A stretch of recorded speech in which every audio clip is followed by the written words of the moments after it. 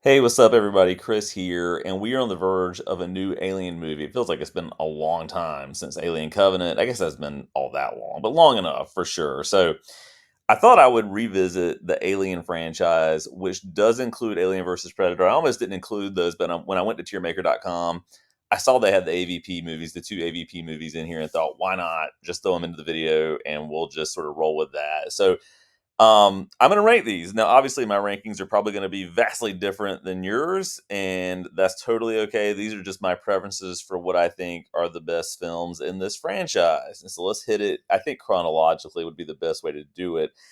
I'm going to start with the OG Alien. I mean, what is there to say about Alien? I think it's one of the best gothic horror films ever made. Obviously, it's science fiction, but it really, I think, to me, is primarily kind of that slow burn gothic horror thing, right? I mean, just with H.R. Geiger, correct pronunciation there, not 100% sure, but just with his creature design and everything else, this movie is just amazing. I think the last time I watched Alien the original was maybe 2 years ago, something like that. But I'm planning to rewatch it before Romulus, which I'm very excited to see. But one of my favorite films ever made, so obviously it's going up there.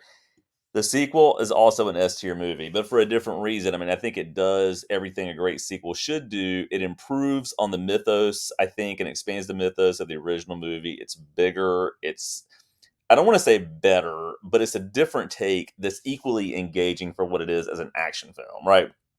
Aliens is horror, of course, but it's more of an action movie than the first film is, of course, which is a much more kind of, I think, slowly plotted affair that draws you in and kind of makes you feel claustrophobic. This has some of those elements, but it's just a fun movie, an equally good movie, but for many different reasons. James Cameron, I think, one of his hallmark movies. So now I will say, out of all these films, these are the only S tier films in the franchise, in my opinion. I think they are equally great for different reasons. But now, if we move to Alien 3, this one is super tricky for me. I don't love this movie. I know there are a few different cuts of it, and I guess it depends on which one you're looking at in terms of where you're going to put this. I'm thinking of the theatrical cut of the movie. I'm going to go with a B on this one. The things that kind of take this one down a couple of notches for me are I hate the beginning of it, where basically Bishop, what's left of him from Aliens, and then Hicks are just dead. Like they just die outright. Like I just think that was a. I know that they were setting up the whole penal colony thing that we get with Alien 3, but I just thought that was super stupid. I really hated it. Did not love that at all. And so for that reason, it takes down a couple of pegs. The other thing too is visually, this movie is just I don't every character looks the same. Everybody's got a shaved head because it's a penal colony on a different planet and all of that. But aesthetically, it's just a very kind of dour movie. Not that the other films are not, but it's just not good to look at. I don't know. Like there are things I like about it. I like kind of the things that they do at the end with Ripley, sort of the risk they take there. It's still an entertaining action movie, and it was David Fincher, I believe, directing that one. I still appreciate what he was able to accomplish, but to me, this one is definitely a couple of tiers down. I haven't watched Alien 3 or Alien Cubed. That title, the way they formatted that, always drove me a little bit crazy. But I have not watched this one in years. It's probably been 6, 7, 8 years, something like that. But anyway, okay. Then we've got Resurrection, and actually, I'm going to put this on the same tier as Alien 3. I remember I rented this when I had my wisdom teeth taken out at 17 years old. I had just come out of surgery. I was sort of out of it. And I remember my mom asked me, "Hey, do you want me to stop by the video store and rent a movie?" This is when Blockbuster was a thing. This was my local video store, which is, of course, no longer there. But she popped by there, and I was like, "Yeah," in my half awake state, like, "Yeah, let's watch. I want to watch Alien Resurrection." And she's like, "Okay, whatever." So I get it. I pop it in as I'm sort of rejoining the world post wisdom teeth removal, and I had so much fun with this movie. Now, on rewatching it over the years, some things I think are a little too hokey with it, but I do like that it doesn't take itself too seriously. I like that it's much further in the future than the other films. I like that it tries some different things with cloning and all of that. And it's got that super disturbing ending with the pseudo alien mom getting sucked through the hole into the vacuum of space. That was kind of cool, but a little bit hokey, a little bit cheesy. But at the same time, I like that this is the first movie that doesn't really take itself too seriously in this franchise, which was kind of nice. So now, if we're going chronologically, I believe then we would be at Alien versus Predator. I know this is going to be people are probably going to disagree with this. I'm actually giving this one a B too. I had so much fun seeing this movie in the theater. I remember when it came out. I was in college, went with a couple of friends. I think I just thought, this is either going to be completely awful or kind of awesomely entertaining, and it sort of fell into that latter category for me. I thought the team up aspects of this between the Predator and the human character toward the end were definitely hokey. That's what kind of takes it down a few notches. But I thought the battles between the alien and the Predator, especially the Queen alien at the end and the Predator, that was super cool. The effects were good.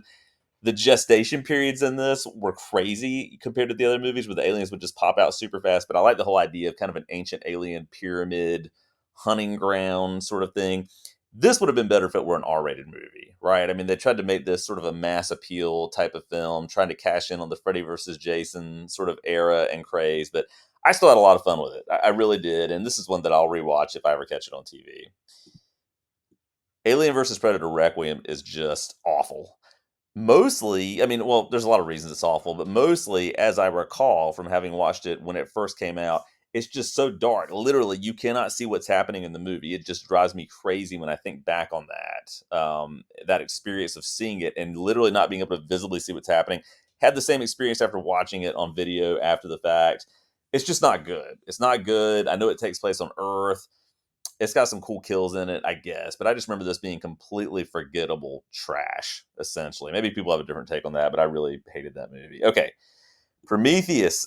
I love Prometheus. It's not an S tier movie, but I think it is an A movie because it philosophically does some things that I think are super cool. Ridley Scott, I think, was trying to do something different with this and trying to push the envelope a little bit with sort of the lore surrounding the alien universe. I love the engineers. I loved everything sort of behind this idea that they created humanity and that there weren't clear answers, right? But that it was also still a horror movie in that slow burn vein of the original film.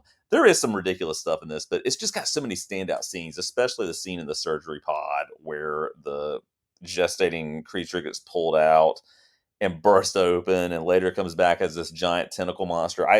I love Prometheus. I think it's super underrated. I remember going to see that in a theater with my wife and two of our friends, and my wife hates horror movies. And the whole time she was just like so not into it, but I loved everything about it. I loved where it was headed. And it got me super excited for the sequel, which I still enjoy, but I think is definitely a step below Prometheus. This is an example of me of a director caving to pressure. This feels like Ridley Scott got some feedback from whoever that in Prometheus there weren't enough xenomorphs, right? I mean, because there really aren't any until the very end. And so he kind of went a different direction. I wish he would have, in my head, I feel like he had a different vision for Prometheus and was going to do something different with that. So I still like Alien Covenant. It's got sort of the spirit of Prometheus. I like David as a character and Walter and sort of that interplay. That worked, and that was cool because I think it was taking some of those threads that were set up in Prometheus. But in the end, it kind of, I wouldn't say devolves, but it does kind of devolve into sort of the usual, horror monster chase sequence kind of stuff.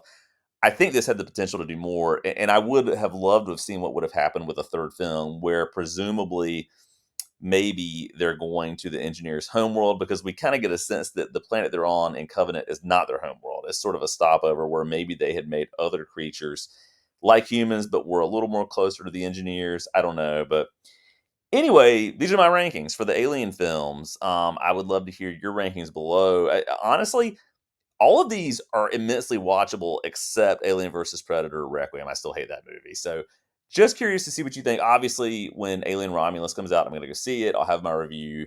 But I'd love to hear your thoughts. As always, thanks so much for watching, and I'll check back in soon.